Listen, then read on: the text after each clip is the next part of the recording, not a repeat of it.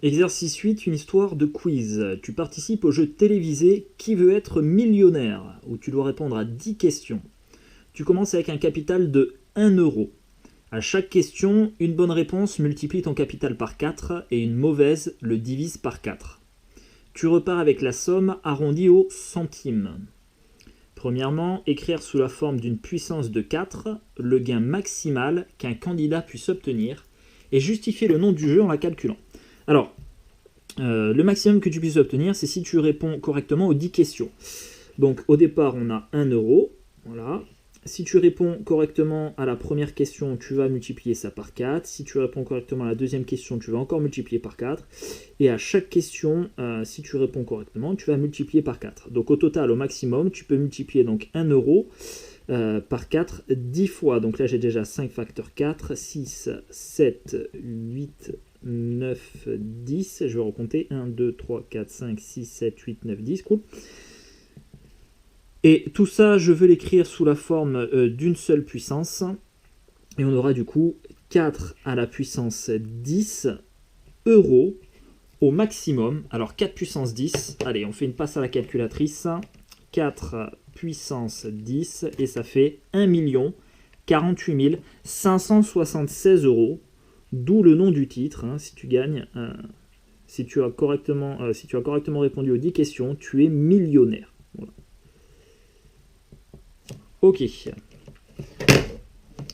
Deuxièmement, parmi les expressions ci-dessous, cochez celle qui correspond au gain d'un candidat ayant répondu correctement à 8 questions. Et ensuite, on calculera la somme qu'il aura récupérée. Donc déjà, si tu réponds à 8 questions sur 10, c'est pas mal, c'est assez honorable. Donc si tu réponds correctement à 8 questions, ça veut dire que tu auras déjà 4 fois 4 fois 4 fois 4, donc 8 facteur 4. 1, 2, 3, 4, 5, 6, 7, 8. Et après, tu as mal répondu aux 2 autres questions, donc 2 fois, tu as divisé ton gain par 4. Voilà. Bon, et bien, tout ça, ça s'écrit 4 à la puissance 8, les 8 bonnes réponses. Et ensuite, tu divises 2 fois par 4, donc ça vient diviser par 4 fois 4, 4 au carré. Et on a donc cette réponse-là. Tac. Alors, on va calculer du coup la somme qu'il récupère, s'il a 8 bonnes réponses. 4 à la puissance 8. Alors, fais attention, tiens, je te montre une erreur classique aussi. Tu veux écrire 4 puissance 8 et après diviser par 4 puissance 2. Si j'écris à la suite là, divisé par 4 puissance 2, je suis en train de commettre une erreur. Parce que ici, là, sur ma calculatrice, c'est seulement la puissance, c'est-à-dire 8, qui va être divisée par 4 puissance 2. Et moi, ce n'est pas la puissance 8 que je vais diviser par 4 puissance 2, c'est tout mon quotient, là, tout mon numérateur, 4 à la puissance 8, c'est tout ça qui doit être divisé par 4 puissance 2. Donc je reviens en arrière, j'efface, et tu vois, quand j'écris 4 puissance 8, maintenant il faut que je sorte de la puissance du 4. Donc je vais faire flèche de droite, voilà. Et là, je suis revenu au bon endroit, et je vais diviser ça par 4 à la puissance 2. Et ça fait 4096 euros. Tu vois la sacrée différence avec le million ici. Si tu te trompes 2 fois, tu passes de 1 48 576 euros à 4096 euros. Donc la différence est énorme, mais tu vas pas cracher dessus quand même. Ok. Troisièmement, écrire une expression composée de puissance de 4 qui correspond au gain. Ah tiens d'ailleurs, j'ai pas... si, voilà. Ça d'ailleurs, on peut la simplifier en 4 puissance 8 moins 2 euros. Et c'est-à-dire 4 à la puissance 6 euros. Voilà. Donc question 3, écrire une expression composée de puissance de 4 qui correspond au gain d'un candidat qui a obtenu 5 bonnes réponses, et ensuite on va la calculer. Alors si tu as 5 bonnes réponses, donc tu auras 4 puissance 5, tu auras multiplié 5 fois par 4, et tu as aussi 5 mauvaises réponses, donc tu vas diviser 5 fois par 4, donc diviser par 4 à la puissance 5, 5 facteur 4 en haut, 5 facteur 4 en bas. Eh bien, tout ça, on l'a vu, on a le même nombre, ici, un quotient du même nombre à une certaine puissance. Ça fait donc 4 à la puissance 4, 4 sur 4, pardon, tout ça à la puissance 5. Et 4 divisé par 4, ça fait 1. Et enfin, 1 à la puissance 5, eh bien, ça fait tout simplement 1. Donc, autrement dit, il aura gagné 1 euro. Allez, à toi de jouer. Tu participes donc au jeu. Je t'envoie les 10 questions. Tu réponds. Tu essayes de faire ça sans tricher, sans regarder sur Internet. Et ensuite, tu détermineras ton gain. On y va. Alors, premièrement, combien y a-t-il de voyelles parmi les 26 lettres de l'alphabet français? Donc, on commence tranquillement. Alors, les voyelles de l'alphabet français sont A, E, I, O, U, Y. On en a 6. Ensuite, comment dit-on bienvenue en anglais? Well done, hello, thanks ou welcome? Eh bien, c'est welcome. Tu le vois des fois, tu sais, sur les paillassons devant l'entrée des maisons. Troisièmement, lors d'une course, je suis en 3e position. Je double le 2e. Quelle est ma position? Alors, j'aime bien cette question, tu vois, c'est juste un peu de logique. Et des fois, on a tendance à faire une petite erreur de logique. Alors, on y va. Hein. Je vais te le représenter si tu veux. Tu es en 3e position. Donc, ici, tu as le premier bonhomme qui court. Alors, je suis désolé, je ne sais pas dessiner. Hein. Ça, c'est le premier. Ensuite, tu as un 2e bonhomme qui court ici. Ok, et donc toi, tu es ici. Tu es 3e. Bon. Et donc, on te dit, tu doubles le 2e. Donc, hop, tu vas venir ici. Et bien, si tu arrives ici, tu n'es pas premier. Hein. En ayant doublé le 2e, eh bien, tu récupères sa position. C'est-à-dire que tu vas devenir 2e, puisque le premier, il est toujours devant. Hein. Donc, c'est pas premier, hein. Ici, c'est 2e. Tu récupères tout simplement sa position.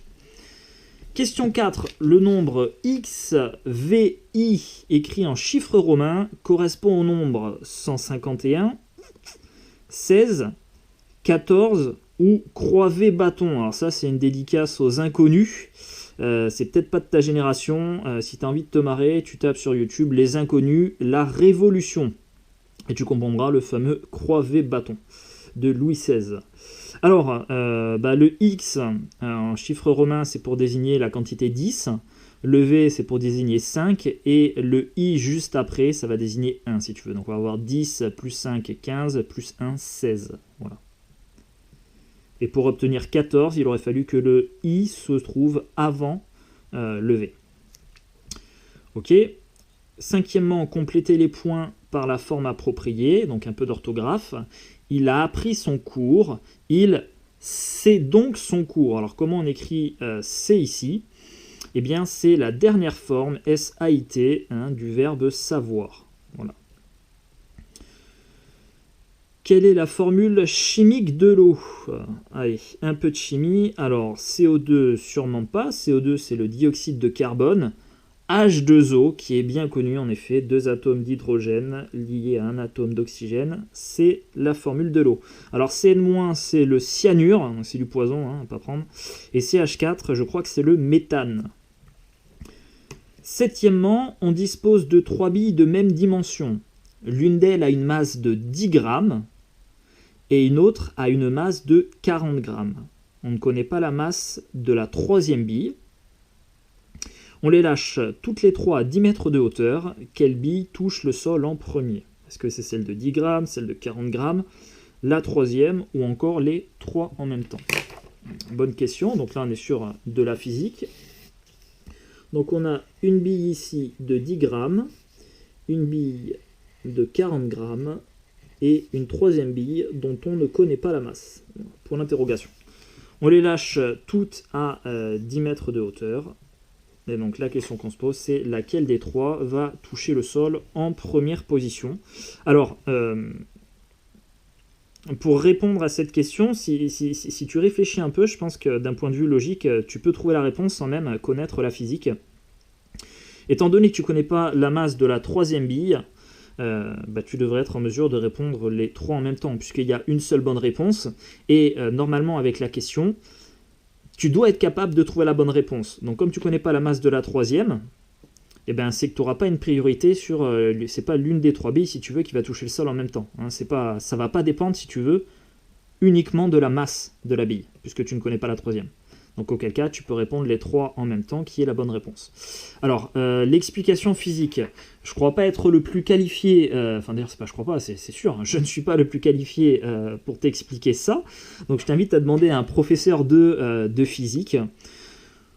En gros, hein, pour résumer, hein, de ce que moi j'ai compris en tout cas, il y a le principe fondamental de la dynamique, qui est une des lois, la deuxième, je crois, hein, la deuxième loi de Newton, qui nous dit que la somme des forces qui s'appliquent sur un objet va être égale à la masse de l'objet multipliée par son accélération. Quand on lâche une bille, la seule force qui va s'exercer sur la bille, alors on va négliger d'autres forces qui seront toutes faibles, comme la résistance à l'air, elles seront, ce sera négligeable si tu veux comparer au poids. Donc la seule force qui va être prise en compte si tu lâches la bille, eh bien c'est le poids.